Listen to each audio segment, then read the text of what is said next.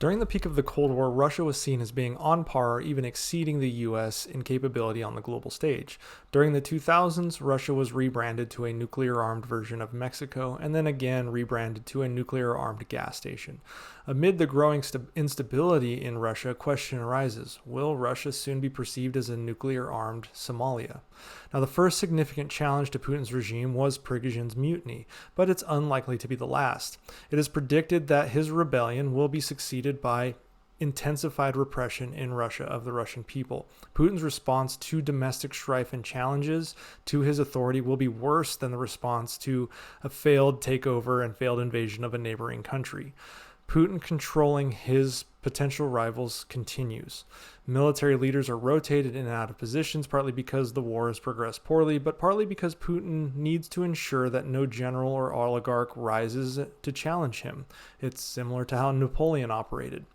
Prigozhin's armed insurrection triggered massive turmoil within a few hours across the Kremlin. The war has put strain on Russia's state capacity, and this Prigozhin rebellion pushed it even further to the edge, and it presented a new set of internal issues for Moscow, some that they had never even considered.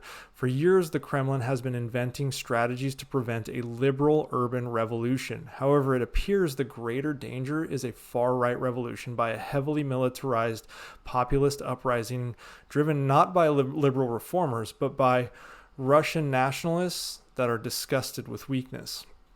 This top-down nationalism was actually fostered by Putin, and the war might backfire on the Putin regime, because they have created this air of weakness within the Kremlin. And Prigozhin may not be the last to rebel. Putin faces the problem of needing to militarize the population further to stop the Russian backsliding in Ukraine, but he can't risk training and arming a population that could eventually march on the Kremlin, similar to Prigozhin. The potential collapse of Russia and its implications for neighboring countries are pretty serious. Under Putin's leadership, Russia seems to be heading towards an economic disaster. In the early months of 2023, the price of Russian crude oil reached a multi-year low, and the country's economy plummeted into a deficit normally linked with a full fiscal year. So they're spending way more than they make currently. Despite exporting hydrocarbons to India and China, profits are very low. Import sales are decreasing. The GDP of Russia has shrunk by 4%, and air cargo traffic has seen a decline of 60%. The exodus of foreign companies has resulted in significant loss of technical expertise and specialized equipment. And other than when the war started in February of last year, the ruble is at its lowest point in 20 years. Just 1 ruble equals a penny right now. Russia is grappling with a shortage of vital semiconductors and other high-tech machinery, primarily those that are imported from the West. This has resulted in an increasingly basic commodity-driven economy and a heightened dependence on countries like China for resources and technology needed for both domestic and military operations. And as the sanctions become more toxic, Putin pushes more funding to the war machine. Poverty is expected to rise. Healthcare will become less accessible, and the public discontent with the government will likely grow.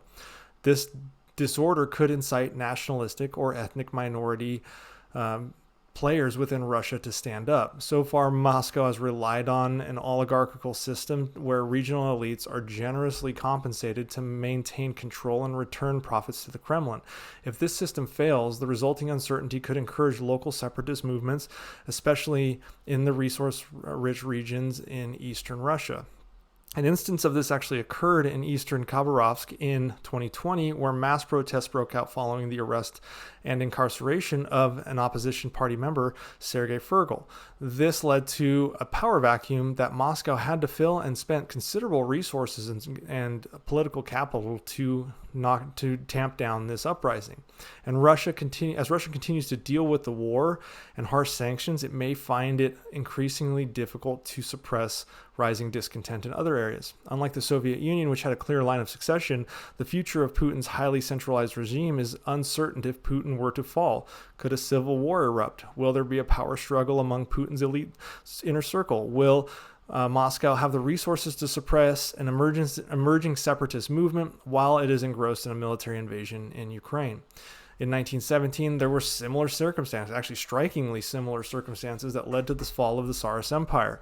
If Russia were to collapse, it could begin with a breakaway movement in one territory that gradually spreads to other peripheral regions. Chechnya, known for its historical animosity with the Kremlin, could potentially be the first domino to fall. Kadyrov's buddy image with Putin is built on the favors Putin continues to shower on him, but that can change in an instant as Russian coffers dry up. Kadyrov was openly hostile to the Kremlin as little as 4 years ago when he said if Russian troops arrive in Chechnya without Kadyrov's permission, they would be killed. Edward Lucas, a senior advisor and fellow at the Center for European Policy Analysis, talked about the whiff of change in the air. He's referring to the growing gap in reality between the daily experiences of the Russians and the narrative that is pushed by the state's propaganda machine. Russians are now experiencing a different reality than the one portrayed on TV. If Russia fails to withdraw from Ukraine and rebuild its military, it may soon be unable to stop those separatist movements and anyone wishing to leave the Russian Federation. The Rosguardia looked completely inept when facing down a private military company of glorified mercenaries. Along with Chechnya, Tatarstan, Dagestan, Bashkortostan, and sorry about these names, and Sakha have all shown separatist aspirations in recent years. Incidentally, Russia has leaned heavily on those regions to backfill Russian casualties in Ukraine to spare Putin's base in Moscow and St. Petersburg. However, it also has created battle-hardened forces for those regions. Europe now faces the grim reality that a post-Putin Russia likely will be one that is full of right-wing extremism and chaos rather than liberalization and democracy. With the potential fallout affecting them directly, European nations and NATO need to really start preparing for such a scenario. And they're supposed to set discussions for this on July 11th and 12th when NATO meets in Vilnius for a summit. The top priorities really include managing a potential influx of refugees, specifically dealing with the Ukrainian invasion of Ukraine, but also the potential collapse of the Russian system could lead to instability that triggers a larger refugee crisis where Russians are moving to Europe, Turkey, the South Caucasus, Central Asia, etc., because they see more opportunity in those regions. NATO and Europe need to monitor weapons of mass destruction proliferation. While the U.S. is the primary manager of such nuclear relations with Russia, the potential proliferation of weapons of mass destruction really should concern Europe, as Russia is already reportedly moving them into Belarus. And we've seen that Russia is continuing to draw closer to Iran and North Korea as well. And then one of the bigger ones is mitigating potential conflicts. A power vacuum in Russia could spark conflicts in neighboring regions like Moldova and Georgia. The European Union and NATO must be prepared for these flare-ups, especially in regions where Russian-backed separatists are controlling the territory. This includes places outside of Russia as well as inside of Russia, not just Moldova and Georgia. This doesn't even mention that China is in need of resources that Russia has, including piping water from the world's deepest freshwater lake, Lake Baikal, as well as China has recently changed the name of cities and towns in its international maps to reflect the original Chinese names in Upper Manchuria, which is currently Russian territory.